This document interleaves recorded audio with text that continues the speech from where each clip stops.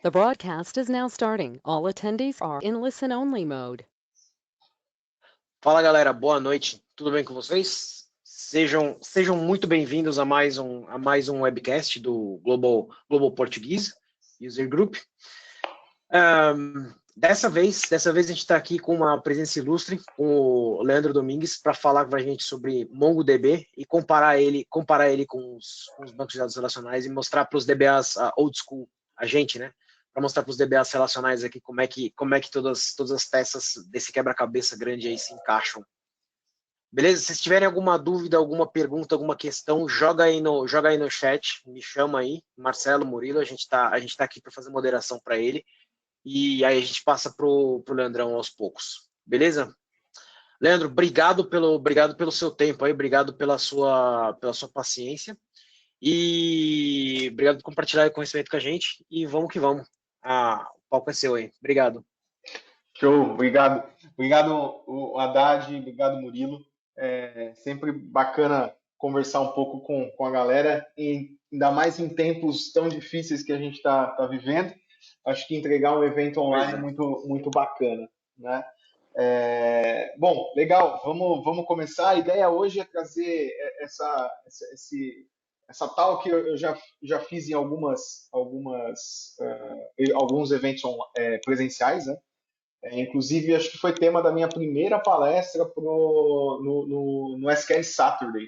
E é muito legal, porque eu era um cara de não relacional falando num evento de SQL, né? Era muita ousadia, né? Mas, enfim, a galera me recebeu muito bem e a gente está aí já rodando em alguns eventos, tá?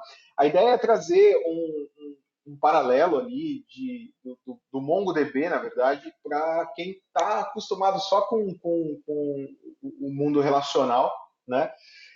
Tem algumas questões que eu acho que são chave, né, para quando você faz esse phase out, quando você troca ou quebra o paradigma, né? Algumas questões até sobre segurança, índice, rotinas, né? Como é que é a rotina de um DBA, né? Tem muita gente que fala que MongoDB não precisa de DBA e tal, então tem algumas coisas que a gente tenta desmistificar nessa tal. Tá? Bom, então vamos começar. Para quem não me conhece, eu sou o Leandro Domingues, né? Eu sou MongoDB, embaixador da MongoDB no Brasil, evangelista, né? Também MongoDB. Sou Microsoft Data Platform MVP.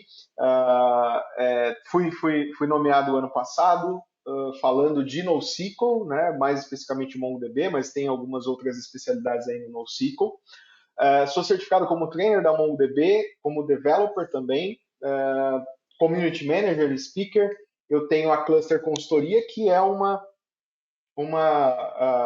consultoria específica ali de NoSQL. E além da gente da Talk, a gente paga a conta, né? Também paga boleto. Né? Então aqui tem os meus contatos. Então me pinguem no LinkedIn. Geralmente eu publico o que eu deixo de publicação no LinkedIn sobre posts mais técnicos, né? Tá tudo centralizado lá. O Twitter a gente usa para dar uma xingada nas coisas, nas pessoas, né? E o Instagram, quem gosta de vinho também vai ver mais vinho do que qualquer outra coisa ali, então tá bem dividido. Então aí os meus contatos e eu aguardo todos vocês lá nas minhas redes sociais, tá? Bom, então para começar, eu sempre deixo essa frase aqui de impacto, né? Que quer dizer que os amigos não deixam os verdadeiros amigos utilizarem bancos de dados relacionais. Né? Isso aqui é só para dar uma polemizada, mas e também para explicar um pouquinho do meu background, do meu skill. Até 2014 eu era um desenvolvedor, um DBA SQL Server. Né? Eu brinco que eu nunca tive dinheiro para ser um desenvolvedor ou um DBA Oracle. Né? Então, eu trabalhei muito com SQL Server. Eu tenho esse viés de desenvolvedor, mas mais ou menos em 2009, na verdade 2007 para 2009, eu comecei a trabalhar bastante com dados, né, numa empresa que trabalhava como fornecedora de dados para birôs de dados, né? E aí trabalhar com milhões de dados, né? Bases de dados muito grandes, me despertou a curiosidade e eu me voltei para o mundo de dados, né? Então, até 2014 eu trabalhei com SQL Server. Feature de produto, acho que eu conheço ali até o 2014, né? De lá para cá, eu ainda consigo fazer umas queries ali, uns updates sem where, delete sem where, isso aí a gente Boa, conhece. truncate também, né? Coisa que a gente faz. Truncate, né? Tem um outro que putz, tem um que o pessoal falava, oh, é mais rápido se fazer assim, no o quê? É o truncate. Não, É o truncate ao invés de dar o delete. Ao não, invés de dar o delete, você faz o truncate. tem aquele que ele leu, ele não considera o log, mas Pô, enfim. mais rápido é tu fazer o drop database, cara. Acaba com o negócio uma vez só. Esse é o mais rápido. Não. Mas olha, eu vou confessar para vocês, esses dias eu estava produzindo um conteúdo de MongoDB e aí eu tinha que fazer um paralelo com Join, né? Join é um negócio que eu tenho uma certa resistência em fazer, porque, pô, MongoDB é não relacional, né? Para que eu vou fazer join, né? E aí eu falei assim, não, eu vou comparar isso aqui fazendo um join. Cara, eu não lembrava mais como é que eu fazia aquela operação. Mas, enfim, né? Só para dar esse panorama aí para vocês. Então, assim, eu tenho um skill de database relacional, mas em 2014 eu resolvi virar a minha carreira e descobrir os databases não relacionais. Na verdade, o meu primeiro database não relacional foi o Neo4j, que é um banco de dados orientado a Graph, né, ou a grafos, né?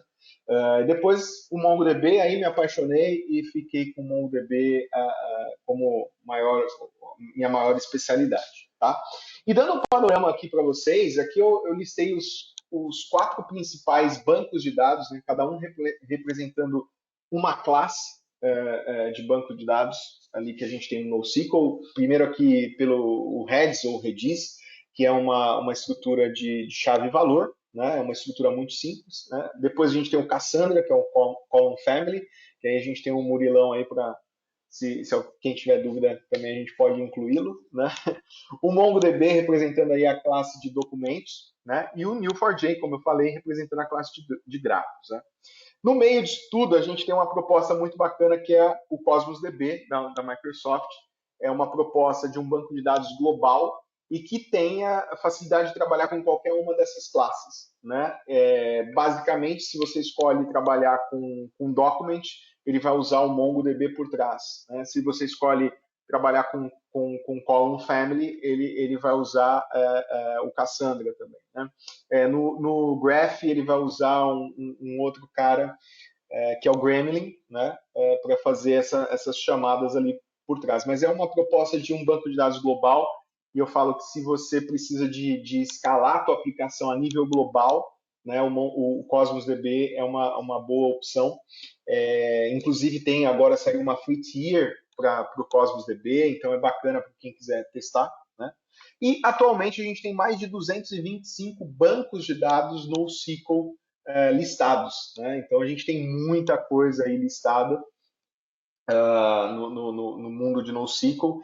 Conhecer cada um deles ou ser especialista em cada um deles, eu acho que é praticamente impossível, né? A minha dica é, cara, conheça 2 ou 3 de cada classe, compare esses bancos e trabalhe, né? Pô, eu quero trabalhar com MongoDB porque eu não gosto do nome, né? Você tem o CouchDB, você tem o HeavenDB, que é escrito em C Sharp, né? Em .NET, a galera de .NET gosta bastante, que também é um cara da classe de documento, né? Então, aqui são os principais bancos de dados, tá? Continuando aqui, a gente tem uma lista também dos bancos de dados mais utilizados do mundo, né? Essa lista aqui é de março de 2020, ela é feita por esse site aqui, o dbengines.com, e onde a gente tem os bancos de dados no geral, tá? Independente de se ele é um relacional, se ele é um NoSQL, né? E qual é a classe dele. Aqui, na verdade, eu coloquei até a posição número 11 aqui, porque até pouco tempo atrás o Cassandra estava em 10º lugar, né? E ele perdeu esse lugar aqui pro SQLite, né? Então, assim, a gente vê lá como em primeiro lugar o Oracle, depois o MySQL, depois o SQL Server, em quarto o PostgreSQL, e em quinto o MongoDB, que ele acaba sendo o primeiro banco de dados NoSQL a aparecer aqui no ranking de bancos de dados mais utilizados do mundo, né? Então, ele é o banco de dados NoSQL mais utilizado do mundo, né? Depois a gente segue ali com IBM DB2, Elasticsearch, outro NoSQL, na verdade, o Elasticsearch também, eu considero ele mais aqui como ele está aqui classificado como um search engine do que um banco de dados, né? Então ele é um indexador com propriedades de banco de dados, né? Então ele está classificado ali também no mundo NoSQL, né? O Redis, que é o chave-valor ali, também vem na 8ª posição. O Microsoft Access, ali, ó, ganhando do Cassandra, do SQLite, né? Eu não sei, são sistemas legados, né? Que a gente tem ainda usando o Access. Depois o SQLite e o Cassandra. Então, assim, dos 11 bancos de dados mais utilizados do mundo, a gente tem 1, 2, 3, 4 bancos de dados NoSQL que já estão dentro desse ranking aí nos top 11 de bancos de dados mais utilizados do mundo. Tá?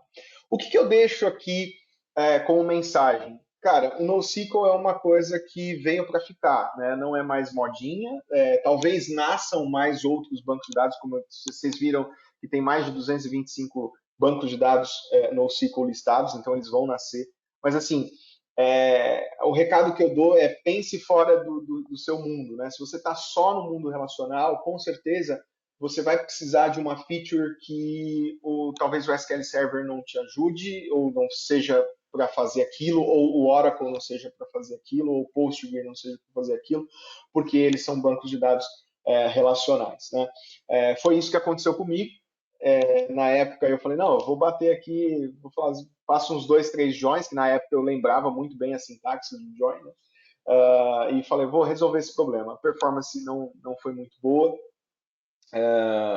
então eu busquei outras alternativas, tá? É um mundo totalmente novo mesmo. Até a parte de ferramentas, vocês vão ver, tem uma partezinha dedicada aqui dessa talk para falar de ferramentas, vocês vão ver que, poxa, foi um impacto que eu tive, né? Pô, vou sair do Management Studio e vou para uma tela preta de console do Linux, né? O que eu vou fazer aqui com isso, né? Mas, sim, é um paradigma, né? Que a gente precisa quebrar. Então, assim, o recado que eu dou pensem um pouco se você não está usando a ferramenta errada para fazer um certo tipo de trabalho, né?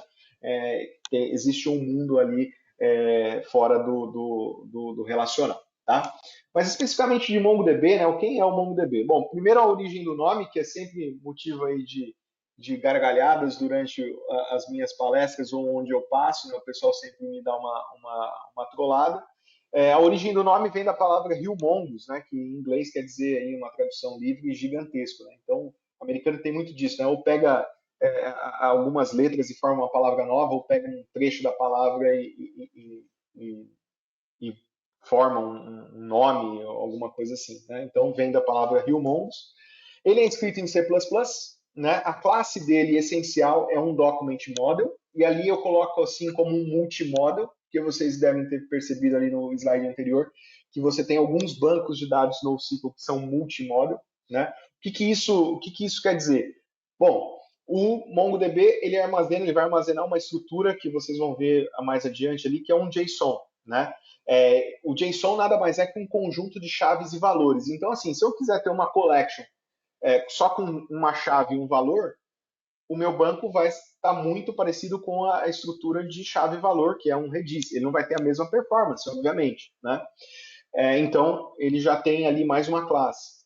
No MongoDB, você tem operadores que permitem fazer operações e consultas de forma transversal no seu dado, que é muito parecido com o que um banco de dados Graph faz, né? Então, aí a gente já tem mais uma inclinação para o modelo Graph.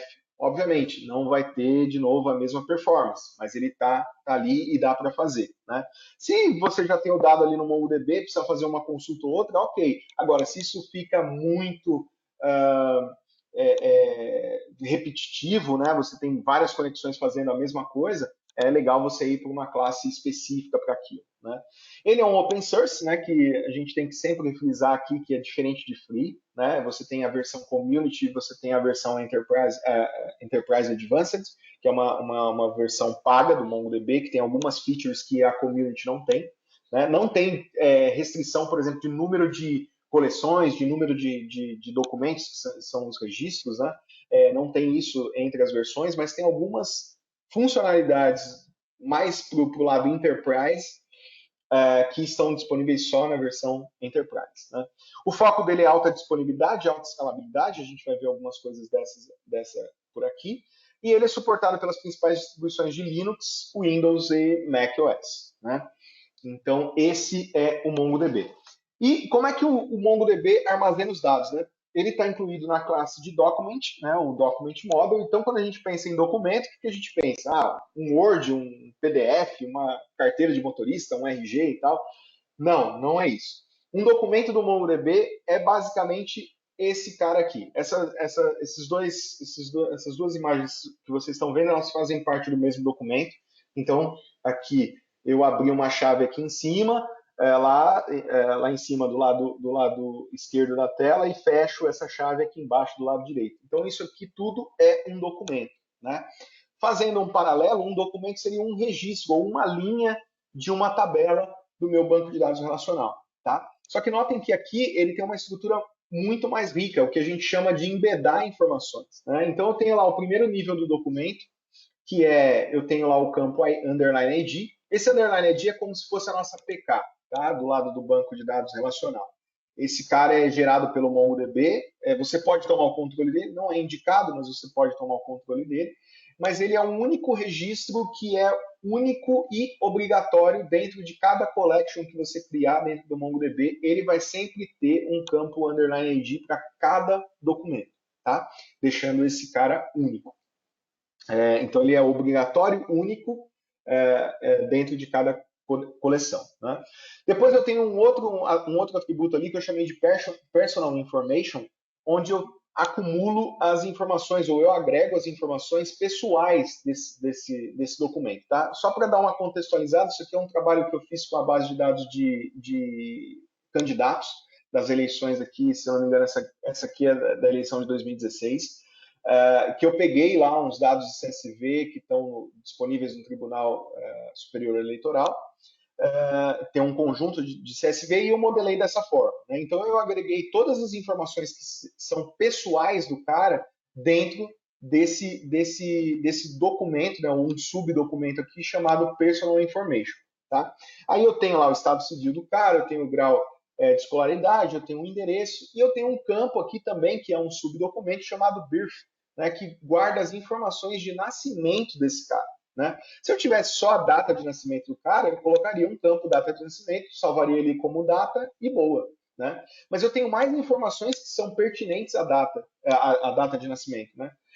Que é a data, por assim dizer, a cidade onde ele nasceu, o estado e o código da cidade também que ele nasceu. Então, eu criei um subdocumento que armazena os dados de nascimento do cara. Né? Depois eu continuo aqui com o título de eleitor, a nacionalidade e a ocupação. Né? A ocupação eu sempre faço uma pausa aqui para mostrar um primeiro paradigma que a gente tem.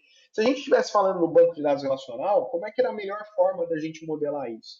Deixar só o código da ocupação aqui e armazenar o código e a descrição numa tabela auxiliar, onde eu faria consulta para pegar a descrição ali. Né? Só que lembra que eu falei, o MongoDB é um banco de dados não relacional. Então, o que eu não quero quando eu não tenho relacionamento? Não fazer join. Né? Então, o que eu faço? Eu trago essas informações para dentro do documento. Então, ao invés de eu fazer, quando eu quiser trazer toda a informação pessoal do cara, eu bater numa outra tabela ou numa outra collection para pegar a descrição desse campo, eu já tenho esse campo embedado aqui dentro. Né? E aí o pessoal vai me perguntar, poxa, mas cara, e se trocar o código 581, trocar de descrição de dona de casa para gerente? Aí é um primeiro pedágio que a gente paga, né? Que eu vou ter que procurar em todos os documentos que tem o 581 aqui e atualizar esse cara para gerente. Tá? Então, sempre no MongoDB ou no NoSQL, eu tenho que pesar o que eu quero mais. Geralmente, a gente faz um modelo para dar mais performance de leitura, né? Porque eu quero exibir os dados todos de uma vez só, numa única ida ao banco de dados. Então, eu estou trazendo as informações, o que a gente chama de agregar essas informações, tá? Bom, continua ali com o nome, o sexo, a cor e o documento aqui, que seria o CPF, tá? Depois eu fecho a parte de Personal Information e abro uma outra chamada Election Information, onde eu vou guardar todos os dados de todas as eleições em que esse cara pode participar. Tá? Esse modelo aqui ele já até sofreu uma alteração. O Election Information ele não é mais um subdocumento, ele é um array de subdocumentos, que a gente vai ver um pouquinho mais à frente aqui, o que seria um array de subdocumentos. Né? Na verdade, é uma relação de um para muitos, né? Comparado com o banco de dados relacional, eu faço isso através de um array de subdocumentos. Né? E aí eu tenho qual foi a cidade que ele participou da eleição, o estado, depois eu tenho o papel, né, dele na eleição, então ele foi candidato a vereador, depois eu tenho um subdocumento só para tratar as informações do partido político dele, né? E aqui eu também chamo a atenção de vocês, eu tenho um campo chamado Legend, que eu tenho aqui uma string, PT, PDT, PR, PROS, e eu tenho um Legend Composition, tá? Que eu tenho um conjunto de strings, tá vendo? Por que eu modelei dessa forma? Porque na hora de exibir, eu posso usar o campo Legend, mas na hora de procurar todos os partidos políticos, ou todos os candidatos que saíram pelo PDT, por exemplo, eu consigo criar um índice para cada entrada desse meu array aqui. Então, o MongoDB também tem essa feature, ou esse poder aqui, de indexar cada entrada dessa daqui, PT, PDT, PR, PROS. Então, a minha consulta por esse cara vai ficar muito mais rápida. Tá? Então, por isso que a gente modela assim. Tá? Uma outra coisa que a gente faz também quando a gente modela um banco de dados não relacional é não ter vergonha de duplicar a informação. Né? Antes, no banco de dados relacional, a gente faz sempre uma parte de normalização dos dados. Né? Então, duplicar dados para o relacional chegava a ser até uma vergonha. Né? Então, aqui no MongoDB, a gente não pode ter mais essa vergonha. Então, a gente deve formatar ou modelar o nosso dado de acordo com as necessidades da nossa aplicação. Tá? Bom, aí continuando, eu tenho o número do candidato, se ele foi eleito, qual que foi a situação dele, a idade, o código da cidade e o nome da urna ali. Né? E aqui eu tenho um último campinho chamado Total Votes. Como que esses dados lá no TSL estão? Né? Eles têm os dados pelo mínimo valor possível, que é uma sessão eleitoral, que é uma sala onde você chega para votar, aquela sua sala, aquela sua sessão. Então, esse dado está nessa granularidade. Mas eu queria saber, então eu tenho lá na seção 1, eu tenho que a dona Graça teve 2 votos. Né? Mas para eu saber todos os votos, eu teria que ficar fazendo operações de agregação, agrupando os votos, totalizando e tal. Então eu faço isso uma vez só e gravo o total dos votos ali, porque a gente espera que quando termine a eleição, esses dados não sejam mais alterados. Né? Então, é um dado que não vai ser mais mudado, então eu tenho o total de votos dele ali na eleição. Tá? Então, eu fiz uma operação de agregação aqui. Então, esse aqui é um modelo, o que é um documento do MongoDB representando aí para a gente. E eu já tenho um slide aqui que vai fazer esse paralelo entre o relacional e o não relacional, que seria uma linha da nossa tabela. Tá? Então, aqui a gente tem do lado esquerdo, a gente tem o que seria nos bancos de dados relacionais e o que é no MongoDB. Então, base de dados é uma base de dados. Tá? Ela é isso tanto no relacional quanto no não relacional, no MongoDB. Depois a gente tem a tabela vira uma coleção, né? A gente chama ela de collection ou coleção. A gente tem o registro, que seria uma linha da minha tabela, ela vira um documento, que foi isso que a gente viu no slide anterior. E uma coluna, né, no banco de dados relacional, ele vira um atributo lá para a gente no MongoDB. Tá? Então, esse aí é o paralelo que a gente faz entre os dois mundos. Tá? Aqui a gente tem um modelinho de um schema design, e aqui a gente teria N formas de se modelar, né, e depende muito da necessidade da aplicação, mas quando a gente, pensando num e-commerce, por exemplo, a gente tem lá uma tabela que seria de produto. Né? Todo produto ele tem que ter um ID, um preço e uma descrição, no mínimo. Né? Só que, se eu estou vendendo um livro, por exemplo, aqui nesse quadradinho aqui, book, eu tenho particularidades que são só do livro, né? Então eu tenho o autor, eu tenho o título, eu tenho a data de publicação. Se eu estou vendendo um CD, né? Não sei se ainda tem gente que compra CD, compra disco, né? Eu teria o artista, o título desse disco, e eu poderia fazer uma outra tabelinha aqui auxiliar, que ele ia vincular com essa tabela de álbum, e eu vou ter ali o álbum ID e o nome de cada faixa desse disco, né? Se eu fosse vender lá uma roupa, né, eu teria o modelo, qual é o tamanho, né, o comprimento dela, enfim. Né? Isso no modelo de dados normalizado. Quando eu falo no modelo de dados agregado, eu tenho uma única coleção chamada produto, onde eu vou dividir isso por tipo, né? Ou seja, um atributo da minha coleção vai classificar sobre o que eu estou falando. Então, eu tenho o tipo ali book, eu vou ter o ID, o preço e a descrição para todo mundo, só que eu tenho um campo chamado detalhes, onde eu vou colocar os detalhes desse meu produto. Tá? E o que a gente vê aqui em relação no MongoDB? Numa mesma coleção, você pode ter documentos que têm estruturas diferentes. Tá? Isso também é uma prática normal, né, entre os bancos de dados não relacionais, só que isso pode gerar um problema. Né? Às vezes eu pego muita consultoria onde eu chego e o pessoal fala, cara, mas isso aqui vai virar uma baderna, o desenvolvedor vai gravar qualquer coisa, né? E a gente tem mecanismos dentro do MongoDB para dar uma segurada no desenvolvedor ou em quem estiver utilizando o banco de dados. Tá? Mas, por default, o MongoDB é o que a gente chama de schemaless, ou um banco de dados sem uma estrutura fixa, né? Sem um esquema fixo. Né? Ao contrário lá do banco de dados relacional, onde eu faço um alter table e eu tenho essa nova coluna, ou eu tiro uma coluna e ela vai valer para todos os registros. Quando eu faço isso no MongoDB, eu estou fazendo específico para um ou um conjunto de documentos.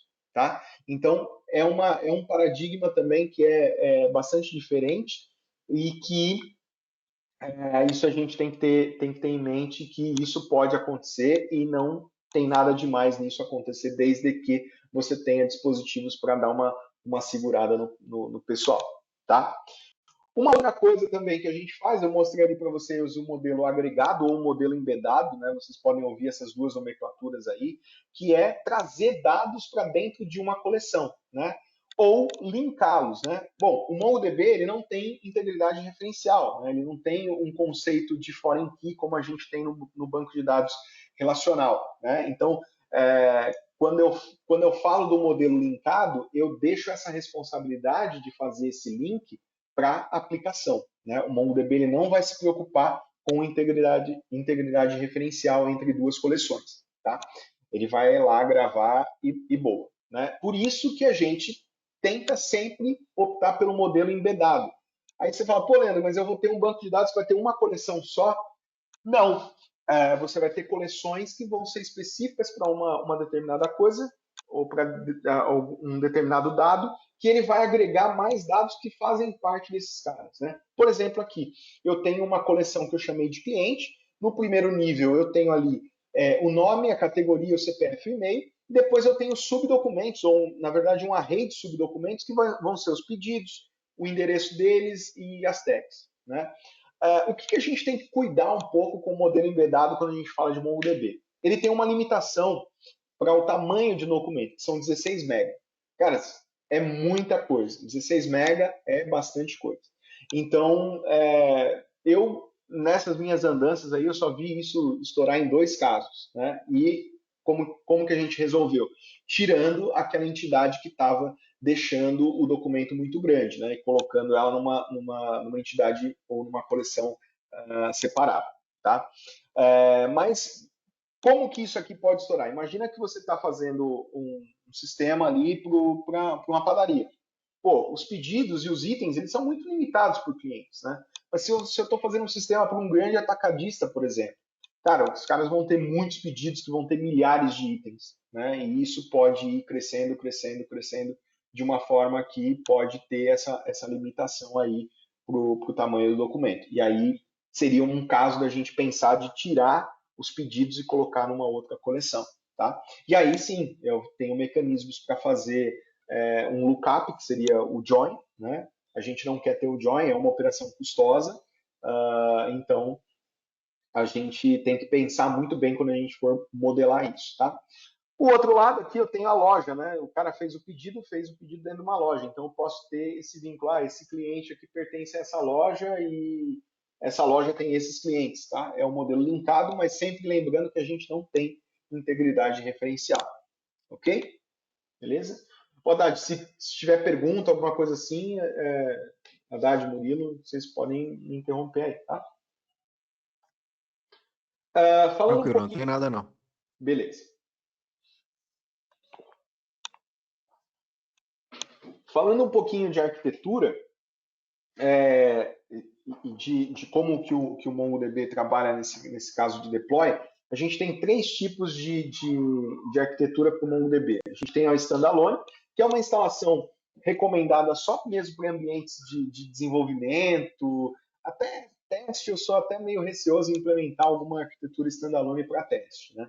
Então, é mais uma coisa para desenvolvimento, né? É uma instância local e ela vai ficar ali sozinha para você fazer as suas operações. Inclusive, tem coisas que a gente nem consegue fazer com o standalone.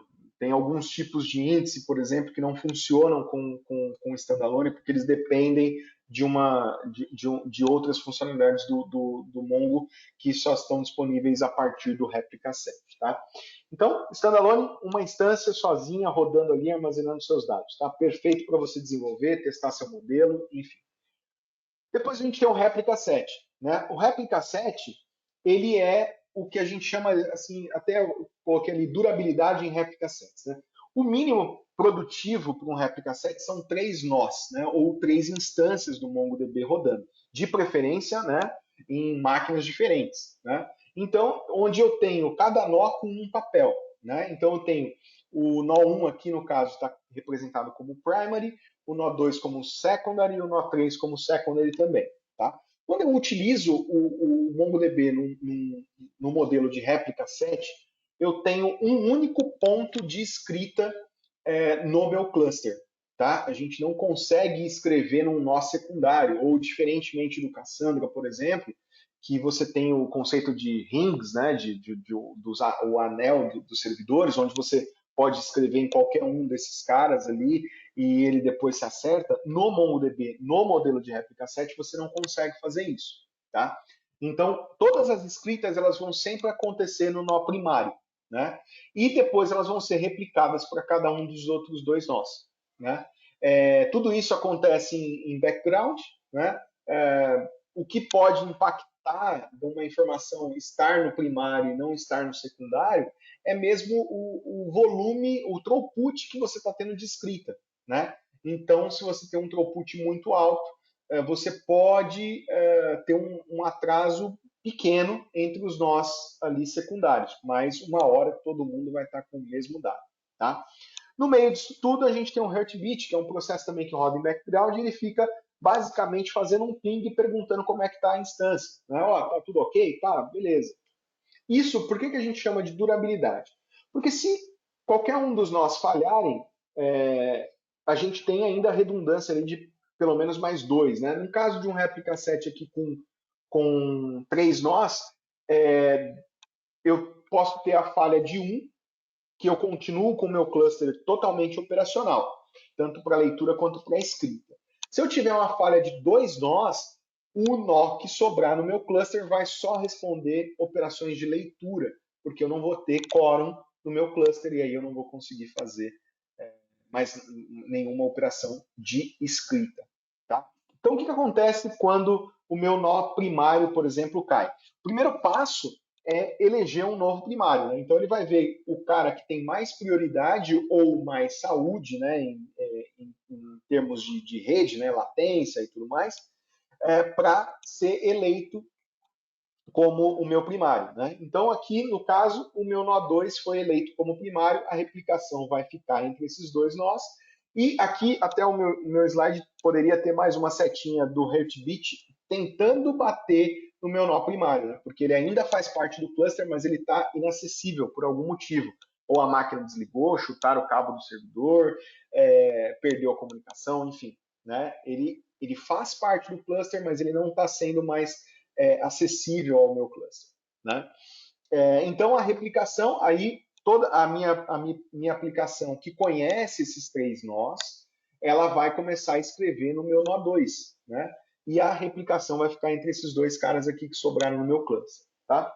Se o meu nó 1 voltar, ele vai entrar aqui em recovery e ele vai procurar um ponto em comum numa coleção que a gente chama de oplog, tá?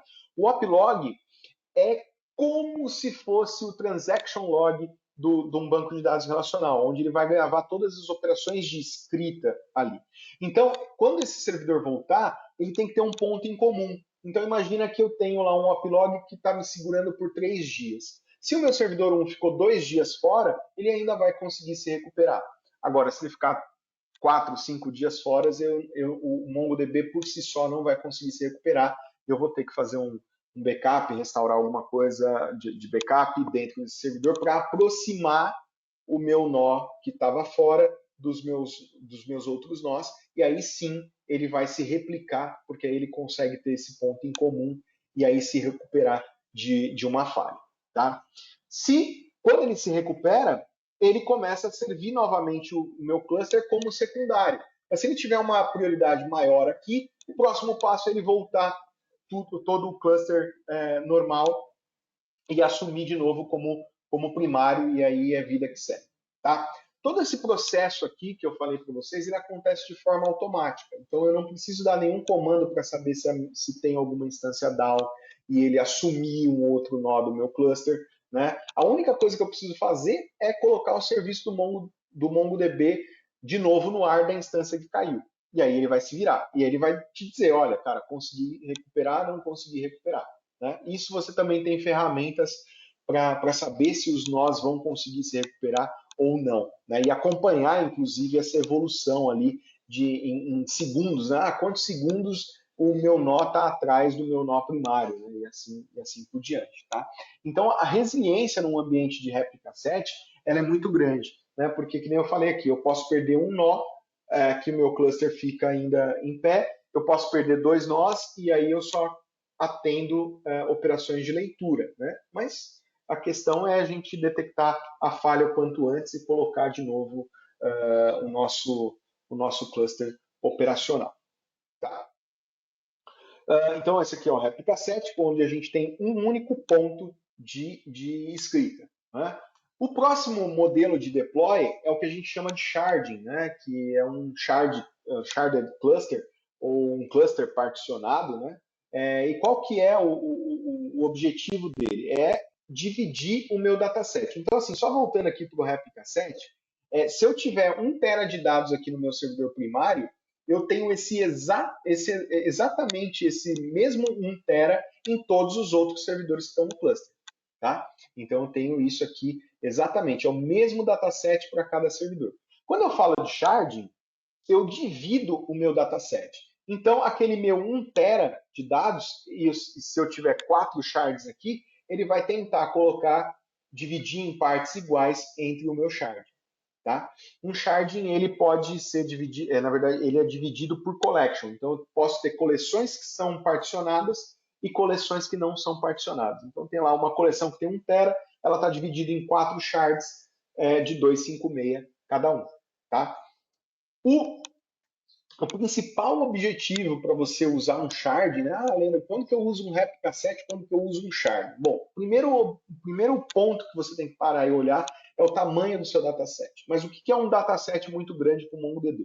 Bom, segundo a literatura, a gente tem 1,5 tera num réplica set, já começa a ser um dataset grande para o MongoDB administrar num réplica set só. Já vi réplica sets com mais de 1,5 tera funcionando muito, muito bem. Mas por literatura já é uma recomendação da MongoDB, inclusive um dos quesitos ali para você fazer o sharding é você ter o dataset muito grande. Tá?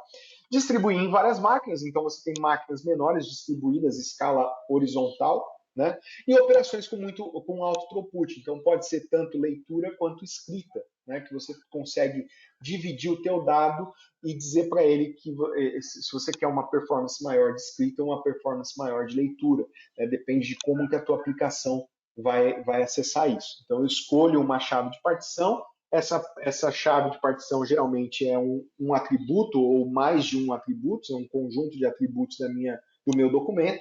Todos os documentos precisam ter esses atributos para que ele consiga fazer essa divisão. Tá? Mas um shard cluster, ele pode ser basicamente, né, que eu coloquei aqui, apesar, contudo, todavia, mas porém, a gente pode ter um ambiente muito complicado de se manter. Né? Até para fazer o deploy de um shard, ele não é uma coisa tão complicada. Você vai gastar mais tempo, investir mais tempo em definindo como que a tua aplicação vai acessar e vai escrever e vai ler os seus dados para setar uma shard key muito aderente do que você instalar, fazer mesmo realmente o deploy do teu ambiente, tá? Só que depois a manutenção disso pode ficar muito complicada. Então, por quê? No shard A aqui, por exemplo, que vocês estão vendo aqui do lado esquerdo da tela, a gente tem um réplica set, que era um conjunto daqueles que a gente analisou até agora, né? No shard B, a gente tem um outro réplica set, no shard C, a gente vai ter um outro réplica set, tá? Para os config servers, que são os servidores que guardam os metadados do meu dado, ou seja, eles sabem para onde, quando chegar uma requisição aqui de qualquer um desse meu MongoS aqui, que é o cara que vai pegar as requisições das aplicações, ele vai saber, olha, esse dado aqui ele está no shard A, então só aciona o shard A. Ah, não, essa requisição que o cara está fazendo, eu tenho que pegar dados do shard C, do shard A, e faço o merge aqui em cima na minha camada de MongoS e entrego um dataset único. Tá? A minha aplicação ela não precisa saber aonde, em qual sharding ela precisa ir.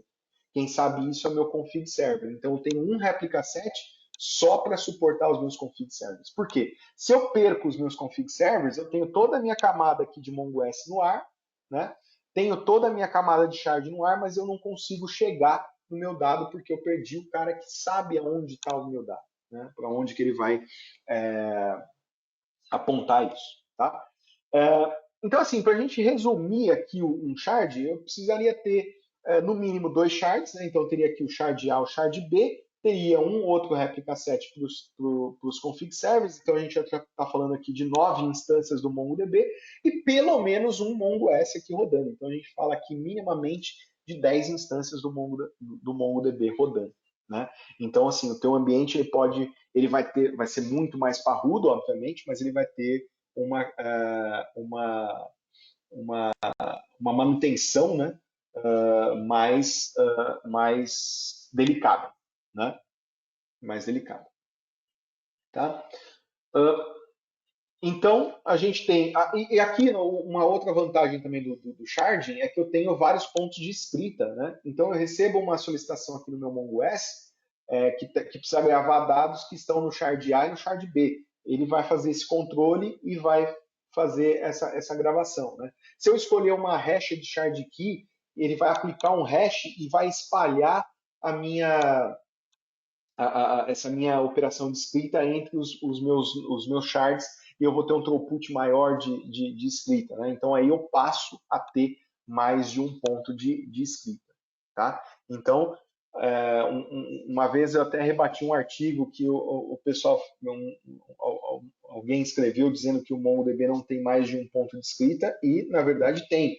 Depende do deploy que você vai fazer. Né? No caso do shard, você consegue utilizar, ter mais de um ponto de escrita. Ok?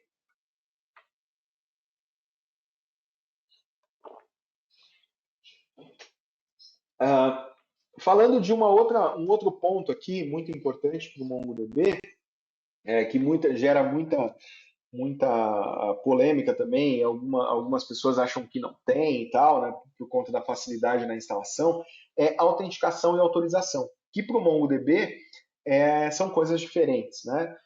A autenticação quem é você? Eu te conheço? Ah, não, beleza, você está aqui, pode entrar. Mas a autorização o que você pode fazer aqui dentro do meu banco de dados. né? Então são coisas diferentes. Eu posso me autenticar num banco, não posso não fazer consultas nesse banco, mas um outro banco daquela minha instância eu posso fazer escritas e leituras assim por diante. Tá? Por default, o MongoDB ele não tem realmente uma obrigatoriedade de você escolher um método de autenticação e autorização assim que você instala. Né? Quem já fez a instalação já deve ter percebido isso. Você não tem isso no SQL Server, você tem que escolher lá, né? Eu quero autenticação do SQL, quero autenticação do Windows ou dos dois. Você não consegue passar para os próximos passos de instalação se você não escolher qual é o tipo de autenticação que você vai ter. Né? No MongoDB não tem isso. Você instala e depois você provê esses mecanismos aí. Tá? O MongoDB ele tem a autenticação utilizando alguns mecanismos aqui, por exemplo, o Scrum SHA-1, que era a partir da versão 3.0, né? Ele foi removido. Na 4.0 agora a gente já está usando a 256, o SHA-256. Já teve uns amiguinhos aí que quebraram a chave de criptografia do SHA-1, então teve que mudar, né? Antes da versão 3.0, eles usavam uma autenticação que a gente chamava de MongoDB CR, que ela foi deprecated na versão 3.6 e removida aqui na 4.0. Então hoje eu tenho a Scrum SHA-1, Scrum SHA-256, eu tenho também possibilidade de fazer autenticação por certificado, né? Aqui o X509, isso é muito usado para aplicações, né? Então a aplicação tem um certificado, eu não preciso ficar passando usuário e senha, então eu autentico por um certificado, né? E a versão Enterprise, a versão Enterprise Advanced, ela suporta autenticação via Kerberos e LDAP também, né? Então se você tem um Active Directory na sua empresa, você pode fazer autenticação via LDAP ou se não, autorização também via Kerberos, enfim, criar toda a parte de gerência de usuários e de grupos você deixa para o seu AD e você só atribui roles a esses caras no seu MongoDB. Tá? Então, existe sim autenticação e autorização para o MongoDB. Né? Ele tem algumas roles, o que a gente chama de built-in roles, que para assim, 99,7% dos casos elas são aderentes, você consegue resolver com as built-in roles. Né? Ou você pode criar roles customizadas. Né? Eu quero que um usuário tenha a permissão de escrever, mas ele não pode ler numa coleção determinada ou num banco de dados determinado, enfim. Você tem essa facilidade aqui também no MongoDB. Tá? Backup, né? Backup é um assunto muito polêmico também, quando a gente fala de bancos de dados que são distribuídos, né? É muito difícil você backupear. O Murilo sabe como é que é, né? Como é que eu vou backupear um cluster de Cassandra, que uma hora qualquer servidor pode ter o dado lá de escrito e tal, né? Então existem ferramentas que fazem isso muito bem, né? Oi? É isso aí. É isso, né? Então, é bem complicado, né? Então, E tem um amigo meu que ele sempre fala, cara, backup num ambiente distribuído é uma outra máquina, né? Mas a gente sabe que a gente tem necessidades de fazer backups, por exemplo, para compliance, né? Eu tenho lá necessidade na empresa, que, cara, eu preciso ter, ok, eu tenho um réplica 7, eu sei que eu não vou perder o meu cluster, mas eu preciso tirar meu dado aqui e guardar numa fita, mandar para um cofre, enfim. Então, você tem ferramentas também para isso. Né? Basicamente, e aí falando especificamente da versão Community, você tem um snapshot do sistema operacional, né? Que você pode fazer um snapshot da máquina ou da tua unidade de disco, ou a ferramenta nativa que é o MongoDump, né? Que recentemente, na versão 4.2, ela foi até tirada da estratégia de backup da MongoDB por conta das transações, né? Que a gente vai falar um pouquinho mais à frente ali, que o MongoDB, a partir da versão 4.0, já permite transação. Na 4.2, como eu tenho transações distribuídas, né, entre o shard e cluster, o MongoDump ele não consegue garantir a consistência do meu dado. Então eu tenho que ter uma ferramenta de terceiro, ou se eu tenho a versão Enterprise, eu tenho o Ops Manager, que é uma suíte de administração super incrível para o MongoDB, que consegue fazer toda essa questão de backup com uma certa maestria. Tá? Mas falando da versão community, a gente tem algumas opções aqui. Ó. Quando o MongoDump ele é uma ferramenta, quando você instala ele no Linux, ele vem em um pacote chamado Mongo Tools, então é uma ferramenta de console, né? Onde eu posso ali com esse primeiro comando aqui, MongoDump --alt, eu passo o caminho da onde eu quero que os meus dados sejam backupados. E como funciona o backup? O backup ele é uma cópia binária dos dados, é o que a gente chama de Bison Dump, né? Ou um arquivo Bison, né? Que é o formato binário do MongoDB. Né? Então, eu tenho muitos amigos que falam assim, pô, para trabalhar com MongoDB eu só preciso do Notepad++, porque é um TXT, né? É um JSON e tal. Na verdade, você vê como um JSON, como a gente viu lá no início, né? naquele exemplo lá meu do documento, mas no disco mesmo ele está em formato binário, né? O que a gente chama de Bison. Então, quando eu faço um MongoDump, ele faz um backup e grava nessa extensão, Bison. Tá? Então, esse meu primeiro comando ele vai backupear a minha instância toda. Tá? Se eu passar mais um parâmetro aqui, "-db", eu posso passar o nome de um banco de dados específico e ele vai backupear só aquele banco de dados específico. Ou, num nível mais abaixo, dentro de um banco de dados específico, apenas uma coleção. Né? E a gente tem um negócio legal que é o que a gente chama de Queryable Backups, que eu posso passar o meu banco, a minha coleção e um filtro para esse backup. Então, imagina que eu quero fazer um backup das vendas que aconteceram do dia anterior. Eu consigo, lá, eu tenho um campo data, eu especifico isso aqui no meu MongoDump, através de um JSON, de um filtro, como se eu estivesse fazendo uma query mesmo no MongoDB, e ele vai me dar só aquele conjunto de dados que eu pedi para ele no filtro. Tá?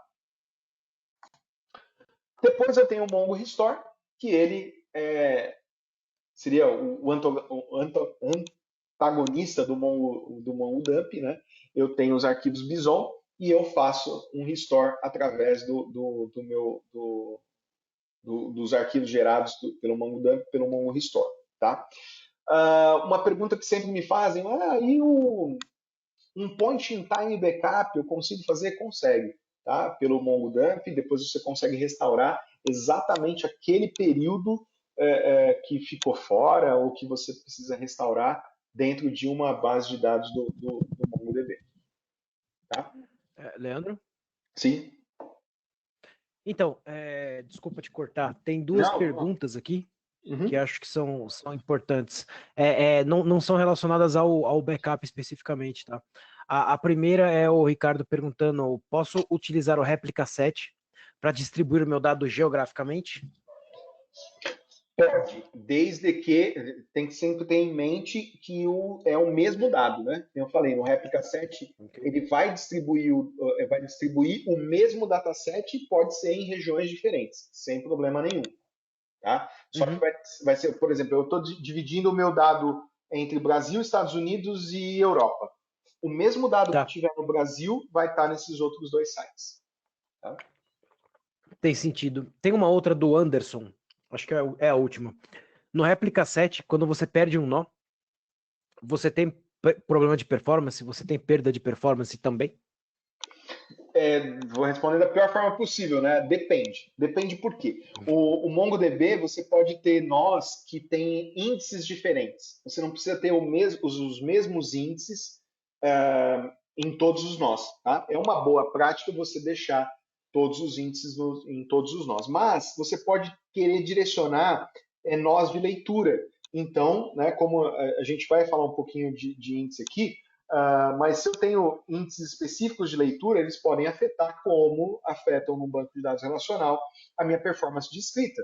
Né? Então eu posso deixar lá o meu nó primário só com os índices de escrita, ele tem uma performance muito boa para escrever, e as minhas aplicações estão lendo dos nós secundários que tem os outros índices. Se o meu nó primário cair, esse cara tem menos índices, as gravações vão começar a ir para um nó que tem mais índices. Então você pode sentir alguma perda de performance. Mas se você tem um cluster totalmente homogêneo, você não tem perda de performance. Tá? Tem sentido. Beleza, eram só essas duas. Qualquer coisa eu te aviso mais. Tá bom. A gente tem uma outra ferramenta de console também, que é o Mongo Export, né? Que é uma exportação. Eu posso exportar os dados para CSV, por exemplo. Né? Então eu tenho o meu dado lá que está em Bison, né? Que na verdade é um JSON para a gente ler, mas eu quero fazer uma exportação ali para CSV. Né? Então eu posso criar o Mongo Export no meu DB Users, eu vou pegar a coleção Contacts, vou exportar para um arquivo CSV e vou exportar quais os fields, né, ou quais os campos. Eu vou exportar só nome e endereço. Aonde? Nesse meu parâmetro out aqui, que é o meu caminho com o meu arquivo CSV. Tá? E aí você fala, pô, mas ele tem uma estrutura que não é tabular, você pode ter os documentos agregados e tal. Como é que ficam os subdocumentos ou os arrays? Né? Não fica muito bom, não. Vai ficar ruim de ler, porque ele vai tentar colocar numa estrutura tabular um dado que não é tabular. Tá? Então, mas por que tem? Cara, porque a Mongo precisa dar uma ferramenta, uma alternativa para que você exporte os seus dados. Né? Afinal, os dados são seus, né? E não da MongoDB. Né? Então, tem que ter ali algum jeito de você tirar o teu dado de lá, tá? Com o Mongo Export. Então tem ferramentas de exportação. Tá? O Uplog é uma questão que eu já comentei por ali, que ele vai controlar como que os meus nós estão atualizados ou não. Tá? O Uplog ele é uma coleção do MongoDB que ele vai gravar todas as operações de escrita. Né? Então, a operação chega, vai para a memória, depois vai para uma área de journal, depois ela vai para o disco. Antes dela ir efetivamente para a minha coleção, ela passa por essa coleção de uplog e fica registrado ali o que aconteceu no meu documento. Tá? Como é que ele controla isso? Pelo campo underline ID. Lembra lá da nossa PK que eu falei? É pelo campo underline ID. Então, por isso que a gente sempre recomenda que você deixe o underline ID para que o MongoDB controle. Né? Eu chego muitas vezes em algumas empresas que os caras estão com o controle do underline ID.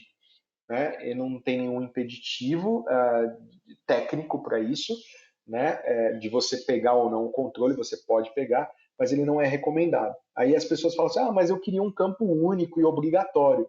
Pô, beleza, mas você tem índices para fazer campo único e obrigatório dentro de uma coleção e você tem uma infinidade de nomes de campos. Você não precisa colocar underline ID, você pode até colocar um campo ID, né, na sua coleção, que não vai ter problema nenhum. Deixa sempre o underline ID para que o MongoDB controle. Tá? Essa coleção uplog ela é determinada em tamanho. Né? Por default, no Linux, são 5% do espaço da sua unidade de disco. Né? Só que você pode controlar ela por tempo também. Na verdade, você determina um tamanho para ela e aí, dependendo do volume de operações escritas que você tem no banco de dados, esse tempo aumenta ou diminui. Né? Então, uma coisa para você sempre monitorar. Pô, eu saí numa sexta-feira à noite e eu tinha o uplog para 3 dias. Poxa, se acontecesse um problema no sábado e ninguém visse, o meu cluster ia continuar funcionando. Na segunda-feira eu ia chegar, ia colocar a instância no ar, ele ia se recuperar e boa. Mas aí tem o dev, né? O dev é um caso sério. O dev startou uma rotina de, sei lá, de migração, que gerou um monte de operações de escrita, e aí o meu uplog diminuiu. Desses 3 dias, ele pode cair para meia hora, depende de quantas operações de escrita você tiver nesse período. Né? E aí você tem um problema de que depois, se um nó desses cair, você não consegue sincronizar, e você tem que voltar ao backup e tal, é uma operação um pouco mais custosa para que o MongoDB faça. Né? Então, sempre dica que eu deixo, monitorem o uplog. Tá? Dicas de performance a gente consegue ver basicamente pelo log do MongoDB, né? Do log de funcionamento, que é diferente do uplog. Né? O MongoDB, por default, ele tem o que a gente chama de slow queries. Né? Slow queries para o MongoDB, por default, todas as queries que demorarem mais do que 100 milissegundos para ser executadas. Tá? Não é que uma query de 100 milissegundos, uma query que durou 1 segundo, ela é uma query lenta. Depende do que a query está fazendo. né? Às vezes o teu ambiente precisa ter tem essa query sendo executada, né? Mas ela vai estar lá listada no log de funcionamento do Mongo, né? Então você pode pegar todas essas slow queries por lá, no log em tempo real, ou em coleções também que ficam específicas e onde você guarda esses logs. Aí você consegue fazer até operações de agregação para saber quanto que está demorando determinada query, em qual tempo, qual dia, enfim. Tá? Então, e aí você parametriza também. Ah, não, cara, as minhas queries geralmente elas não podem. Eu só quero logar queries que ultrapassem 500 milissegundos ou 1000 milissegundos. Né? Você pode parametrizar isso também e você diminui o volume de informações que está indo para o log de operações. Tá? E o que pode causar uma slow query? Bom, basicamente índices. Né? O MongoDB ele tem índices. Né? Uma vez eu cheguei num cliente, eu fiz um assessment, aí eu olhei, as coleções não tinham índices, tá? Ele estava sofrendo com lentidão e tal. Eu falei, não, beleza, a gente vai criar uns índices e tal. Aí o cara, como assim? MongoDB tem índice? Tem. Né? Como ele vinha de Elastic, e o Elastic está ali indexado por si só, né? Ele achou que o MongoDB não tinha índice. E o MongoDB utiliza os índices da mesma maneira que o banco de dados relacional utiliza, que é um modelo de B-tree. Né? Vou falar aqui vantagem, mas talvez não seja essa a palavra, que o MongoDB ele consegue colocar esses índices ali na memória, né, e ele consegue trocar isso dos índices que estão sendo mais utilizados, menos utilizados e assim por diante, colocando sempre na memória. Tá? Então é importante a gente ter um fit de memória RAM com os índices. Né? Obviamente, é praticamente impossível a gente ter índices que caibam, índices de todas as coleções que caibam na memória RAM disponível do servidor. Mas é que tem que estar ali, não pode ter ter muitos índices e pouca memória, porque senão ele vai começar a gerar swap, vai começar a ir no disco para fazer pesquisas e aí vai deixando as queries lentas. Tá? Mas ele tem índices. Alguns tipos aqui de índices. Os índices simples, né? Então, assim, se uma query tem lá uma coleção recebe uma query sempre por uma chave, essa daqui é uma forte candidata a ter um índice. Né? Então, por exemplo, o clientes aqui eu sempre consulto meus clientes por nome. Então, eu chego aqui para o MongoDB e falo assim, db.clientes, que é o nome da minha coleção, create index, o nome do meu campo, 1 ou menos 1, para indicar a ordem do meu índice, né? Se ele é ascendente ou se ele é descendente. Tá? E aí ele cria um índice simples. Né? A partir da versão 4.2, todos os índices já não geram mais lock no database. Antes disso, era uma operação que gerava lock no database, não era nem na coleção. Então, se você fosse criar um índice lá em produção desse jeitinho aqui que eu coloquei, ele ia locar o teu database, ia enfileirar e, consequentemente, derrubar a tua aplicação, dependendo do tamanho da coleção, porque ia ter lá milhares de documentos para indexar. Né? A gente tem uma maneira de fazer que é o background, que aí, até fazer um paralelo aí, que seria mais ou menos o índice online ali do SQL Server, né? E a gente poderia colocar esse parâmetro aqui, background true, e ele ia fazer o índice em background. Então, ele não ia alocar, ele ia permitir leituras e escritas em todo o database, independente dessa coleção ou de outra, e ia fazer a criação do índice. Ia demorar um pouco mais, mas ia permitir. Né? Hoje, todas as operações de índice são em background. É um índice online. Então, ele faz um lock inicial ali na minha coleção, né? Vê o que ele precisa indexar, libera o banco e a coleção para read e write, e depois, no final, ele dá um outro lock só para finalizar aquela criação do índice. Tá? Então, ele já está, na versão 4.2, já tem essa funcionalidade. Tá? Índices compostos, eu posso combinar mais de um campo na minha coleção também, né? Colocar aqui, por exemplo, eu quero um índice por nome e UF, né? Então eu tenho aqui, posso criar tranquilamente. Tá? Outros tipos de índices, né? O multi-key index. Lembra lá no passado mais conhecido como início da apresentação, que eu mostrei lá para vocês o array, né? Que tinha lá os partidos, que era um array de strings. Esse é um multi-key index para o MongoDB, tá? Depois a gente tem também o text index, que ele faz uma busca textual. Ele se dá muito bem com o português, né? Ele tem suporte a vários idiomas, né? É como se fosse o full text index também do SQL Server, né? Eu não sei como é que está hoje, mas depois até vocês podem falar melhor do que eu ali, mas eu já cheguei a ter problemas em textos que eram em português, por exemplo, não se dava muito bem com o português, né? Aqui no caso do text, do índice tipo text, no MongoDB ele faz muito bem esse papel. Depois, se vocês quiserem, tem uma documentação muito bacana sobre isso lá para ler, né? O TTL, que é o Time to Live Index, você cria um índice numa coleção a partir de um campo data, e você pode expirar é a palavra em inglês que eles utilizam na documentação, mas você pode excluir esse documento quando ele ultrapassar essa data. Então é muito válido para controle de sessão, por exemplo, né? O meu token vale por 1 hora. Eu não preciso ter um processo que fique expurgando isso. O próprio índice, para mim, ele já faz essa deleção do documento para mim. Tá?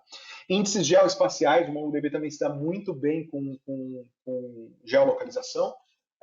Você tem 2 tipos de índice do geo, que é o 2D e o 2D Sphere, né? Assim, não vou entrar em polêmicas, mas assim, a diferença é que para indexar uma cidade, você usa o 2D Sphere porque a Terra é redonda, né? Já o 2D, se você fosse indexar uma planta de um shopping, por exemplo, você usa o 2D porque ele não vai precisar levar em consideração a circunferência da Terra, né? Então ele tem essa diferença aí, né? Unique Index, como eu falei, você pode criar índices únicos também na sua coleção. Partial são os índices, fazendo comparativo, os índices filtrados, né, do SQL Server. E os Sparse Index são índices que são usados para... Eu quero indexar só quando eu faço um índice sparse. Lembra que a minha coleção ela pode conter documentos que têm estruturas diferentes. Então, se eu tenho um campo que ele pode não estar em todos os documentos, eu crio um índice sparse. E aí, qual que é a vantagem disso? Você usa menos espaço para o teu índice, né? O seu índice fica menor, e porque nem todos os documentos da tua coleção têm aquele campo e não precisa, né? O Wildcard Index é uma funcionalidade que veio agora na 4.2, que você pode indexar os subdocumentos pela raiz dele, né? Então, se vocês lembram também lá daquele exemplo do documento que eu mostrei para vocês, eu tinha lá Personal Information e Election Information. Então, se eu quisesse indexar o campo documento que estava dentro de Personal Information, eu tinha que criar um índice descendo até esse nível, né? Mas aí você sempre ouve assim, vocês perguntam, pelo que vocês querem buscar? E aí o usuário fala, eu quero buscar por tudo, né? Então, aí você teria ali o Wildcard Index, que você poderia indexar o subdocumento inteiro, o Personal Information, e ali qualquer um daqueles campos que tivessem ali, ele vai ser usado como índice também, tá? Aqui, até agora eu não senti uma diferença muito grande de performance usando o Wildcard Index na questão de lentidão de escrita e tal, tá?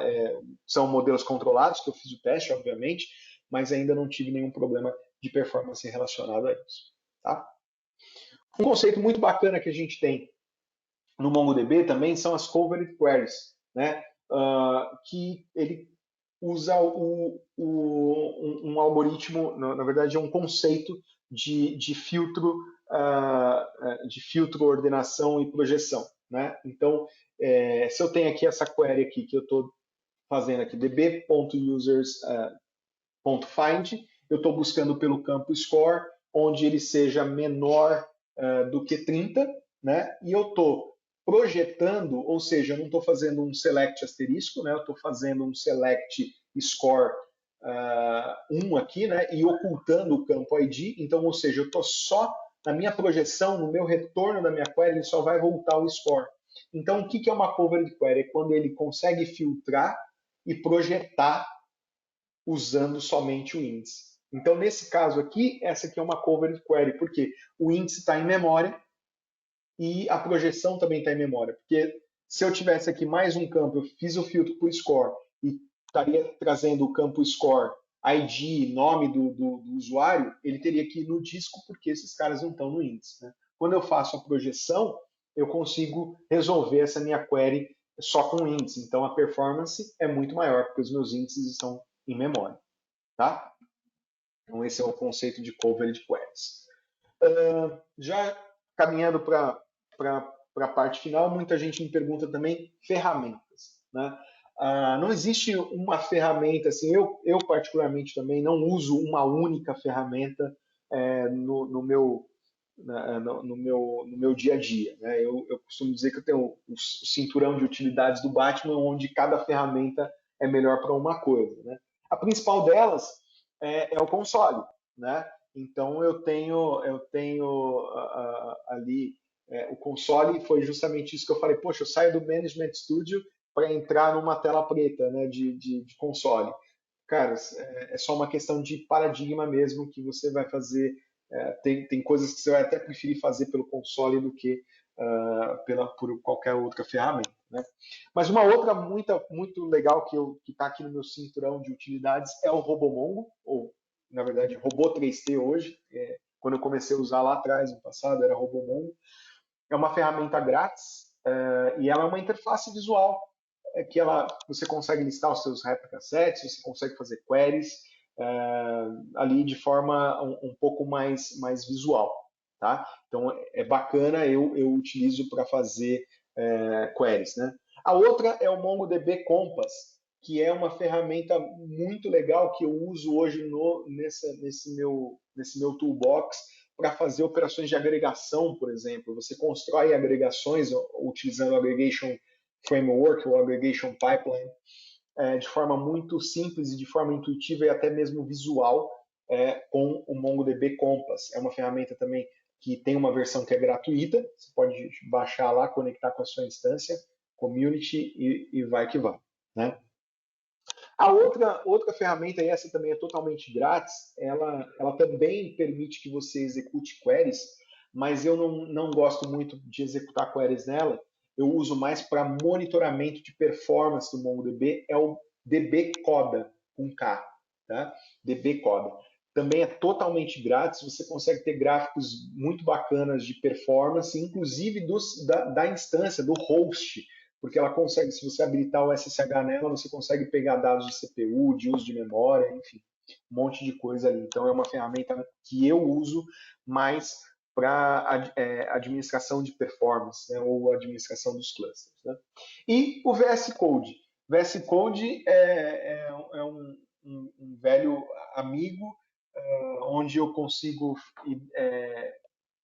basicamente dentar minhas queries, porque ele também não tem um plugin nativo ainda para o MongoDB, né? Acho que é uma questão de tempo. Você tem o Cosmos DB dentro do VS Code, mas para o MongoDB você ainda não tem. Né? Mas esse basicamente é o meu cinturão de utilidades. Tá? Uma outra ferramenta que foi introduzida na versão 4.0 é o Free Monitoring. Ele é uma camada que é totalmente web e gratuita. Ele vai armazenar dados que não são sensíveis do teu banco de dados, né? Ou seja, ele não vai passar nenhum dado seu mesmo, só vai fazer coletas de operações de utilização de disco, rede, o uplog, inclusive, que você consegue habilitar. Aqui tem até um vídeo no meu canal explicando como é que você habilita. É super simples, é só um comandinho lá, db.enableFreeMonitoring. Ele vai te dar uma URL única, você cola isso no seu browser e você já tem um conjunto de gráficos ali da tua instância. Tá? A única questão é que ele vai sempre armazenar as últimas 24 horas de dados. Né? Então, a cada 24 horas, você perde seu histórico e ele começa a guardar de novo. Mas é uma ferramenta muito bacana, porque era uma carência dos usuários de MongoDB, principalmente o pessoal que vinha de bancos de dados mais visuais e tudo mais, de ter uma ferramenta visual, né, para você ver o que está acontecendo na tua instância e pegar alguma coisa ali, um insight ali mais rápido. Tá? Então, o DB Free Monitoring você tem tudo isso. Então, no meu canal também tem esse artigo, acho que no LinkedIn também tem um artigo, tem um vídeo lá mostrando como é que habilita isso. Tá? E para a gente já também ir finalizando aqui, a gente tem o Multi-Document Transactions, que isso foi introduzido na versão 4.2, né, que nada mais é que ele permite transações em sharded clusters. Né? Então, eu consigo fazer um commit, um rollback, ou na verdade, um begin tran, né? Como a gente utiliza aí no banco relacional, um commit, um rollback, em sharded cluster. Né? Na versão 4.0, isso foi introduzido e foi um boom, né? Agora o MongoDB suporta a transação e é ACID, né? Tinha aquela questão, o MongoDB ele sempre foi ACID, mas não só para um nível de documento, não para múltiplos documentos, então por isso que a gente chama de Multi-Document Transactions. Né? Então no 4.0 você só conseguia fazer transações contra replica sets e agora na 4.2 contra shard cluster. Né? O lock, como toda transação, a primeira coisa que ela faz é gerar um lock. O lock default do MongoDB é 5 milissegundos, então se ele não conseguir adquirir todos os locks em 5 milissegundos por default, ele aborta aquela transação. Né? Então, lembrando, é um banco de dados não transacional, ele não foi feito para isso, mas ele teve essa funcionalidade implementada. Então, ele ainda dá preferência para um modelo antigo de como ele trabalhava. Né? Você pode alterar isso aqui. Não, eu preciso de mais tempo para garantir uma transação. E aí eu vou lá, altero isso. Tá? Mas cuidado, né? Cuidado, porque esse aqui é um trecho até que eu tirei da documentação do MongoDB, que ele fala que, assim, em muitos casos, né, a transação ela vai ter um custo muito alto de performance em documentos únicos, né, de disponibilidade e tal. Então, se você precisa disso em grande escala, você precisa rever o seu modelo, porque o modelo de dados desnormalizado ele é muito averso a transações. Né? Então, se você está precisando muito de transação, provavelmente você tem algum problema no seu modelo de dados. Né? E aí, a recomendação da Mongo é que você olhe, volte para o modelo de dados e verifique se tem alguma coisa ali para você melhorar ou não. Tá? MongoDB Atlas é uma camada de free tier do MongoDB para você fazer teste também, ele te disponibiliza. Então, ele tem em todos os clouds, né, todos não, né, os principais clouds, que é a AWS, o Google Cloud Platform e o melhor deles, aqui fazendo merchan, é o Azure. Né? Bom. Você vê que está até em verdinho aqui, está selecionado aqui. Bom mesmo. Tá vendo? É para induzir ali mensagem subliminar. Então você consegue utilizar isso no Azure. Né? No Azure, até a versão desse slide não tinha um free tier. Eu preciso até verificar se já tem um free tier aqui em São Paulo. Tá? Mas ele tem uma região em São Paulo. Então, se você quiser usar o Atlas, você consegue colocar o teu banco de dados aqui na região de São Paulo do Azure. Né? E nesses onde estão marcados aqui com esse azulzinho, são free tiers mesmo. Qual que é o free tier? Free tier é uma camada de 512 MB de disco, que é excelente para você testar um modelo, por exemplo. Não vai testar performance, né? Porque não vai dar não vai te dar o resultado esperado. Mas para você testar um modelo, você não quer se preocupar com cluster, instalar o MongoDB e tal, o Atlas ele te fornece isso aqui em free tiers aqui de forma gratuita. Não precisa nem de cartão de crédito, tá? É só colocar teu e-mail e uma senha e você já consegue usar o free tier. Esse QR Code te leva lá direto para o Atlas e com esse código aqui, MongoDB 4.2, ele te dá $200 de crédito para você utilizar um tier a mais. Se você for usar esse código aqui, aí sim ele vai precisar do cartão de crédito, né?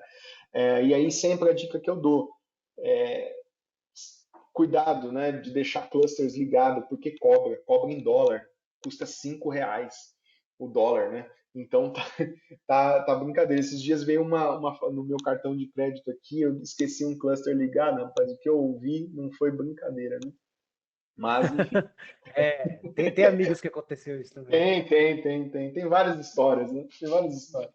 Várias. E aí já foi, deixou o cluster ligado, pagou, né? Mas enfim, esse código aqui te dá $200 nos dias de hoje é dinheiro pra gente, né?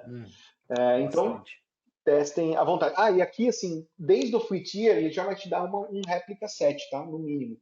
São os 3 servidores, como a gente mostrou. Então, se subir um free tier, você vai ter todo o acesso de um réplica set, com alta disponibilidade, tudo, para a vida inteira. Se você quiser usar aquele free tier lá para sempre, você pode usar, não vai ser te cobrado nada. Bom, até hoje eles dizem que é para a vida inteira, né? Não vou falar pelo MongoDB, né? E acho que é isso, pessoal. Dúvidas aí? Tem mais perguntas? Se vocês quiserem fazer? Tem mais umas aqui, sim. Tem mais umas aqui, sim.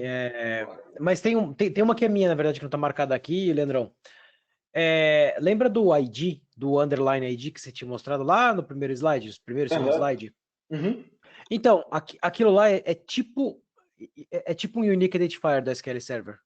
Isso, ele é bem parecido. Só que ele é gerado sozinho e você não mexe. A boa prática é você não mexer, não faz nada, ele mesmo faz isso para você. Sempre. Isso, sempre. Se você imagina que você tem um banco de dados, você nem tem o banco de dados, porque no Mongo a gente também tem a gente não tem essa formalidade de create database, create table, né? A gente simplesmente dá um use num banco e dá um insert. Ele já faz toda a criação disso tudo para a gente, tanto do banco quanto da coleção, né?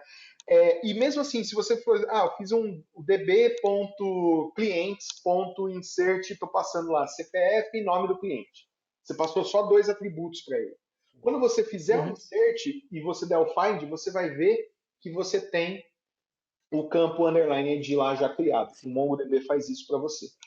Tem umas coisas bacanas que ele já é um campo indexado, então ele tem o que a gente chama de índice natural, né? Então as buscas por underline ID também são muito mais rápidas, né?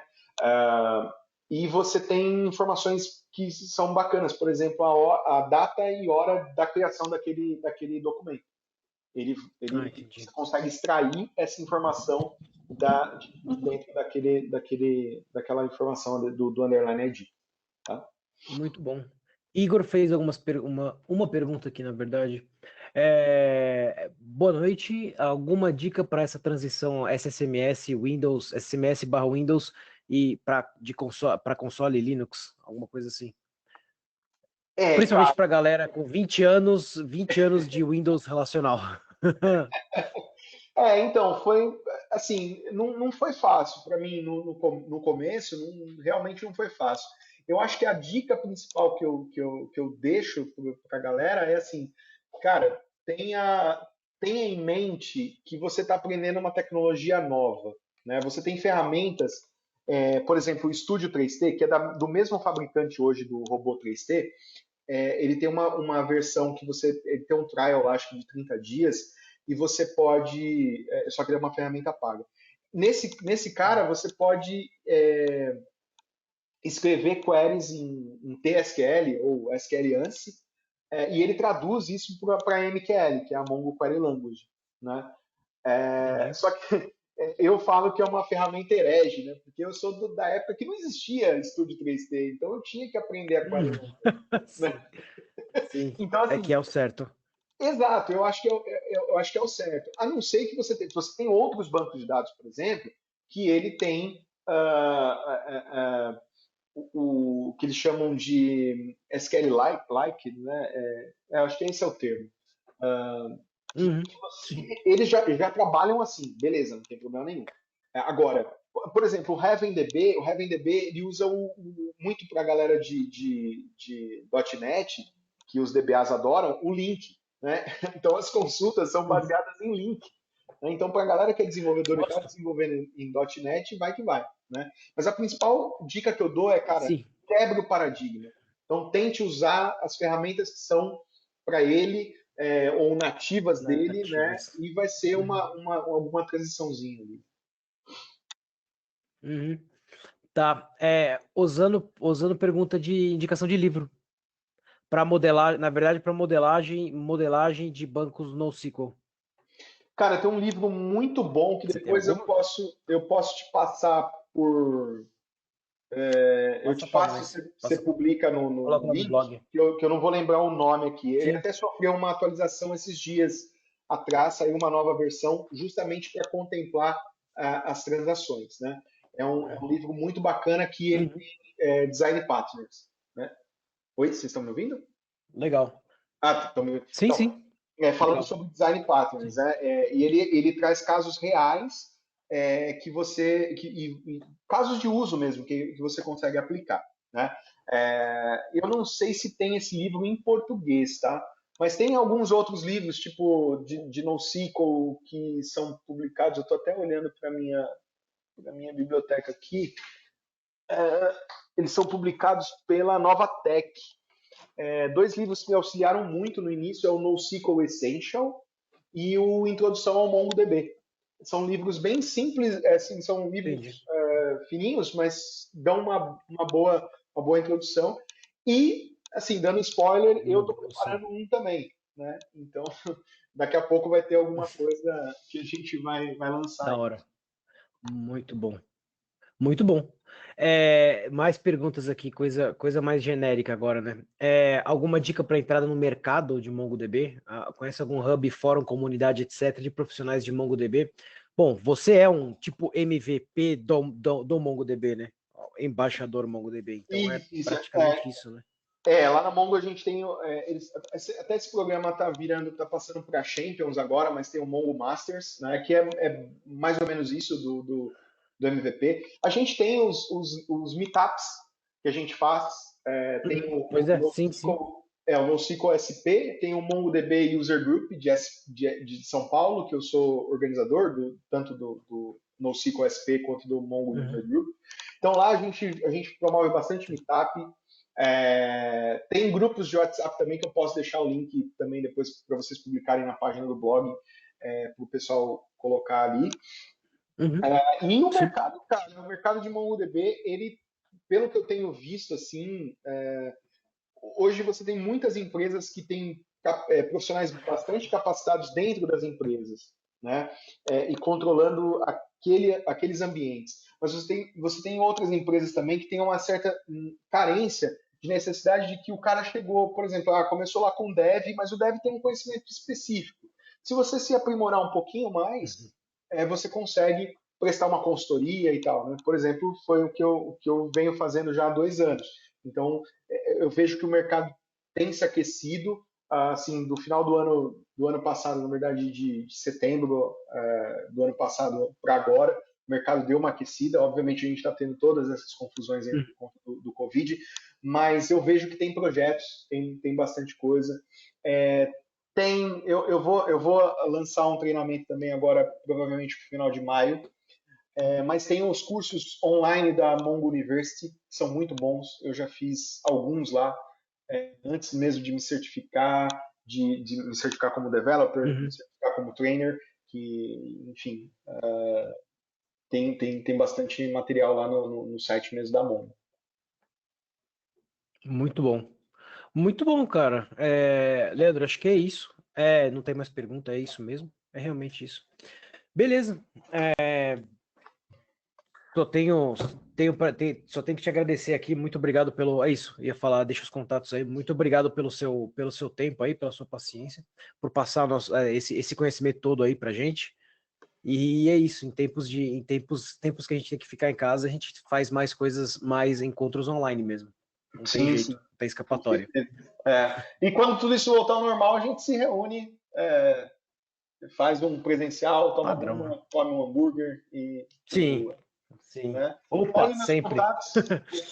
O pessoal pode me adicionar nas redes sociais e pode me pingar também, que a gente está sempre ali contribuindo para vocês. Só tenho também a agradecer a vocês pela oportunidade de passar um pouquinho do conhecimento do que é o MongoDB, enfim, de fazer o que eu gosto. Obrigado mesmo. Muito bom, Leandrão. Obrigado, cara. Obrigado, pessoal. Boa noite aí, abraço para vocês e vamos que vamos. Fiquem em casa, hein?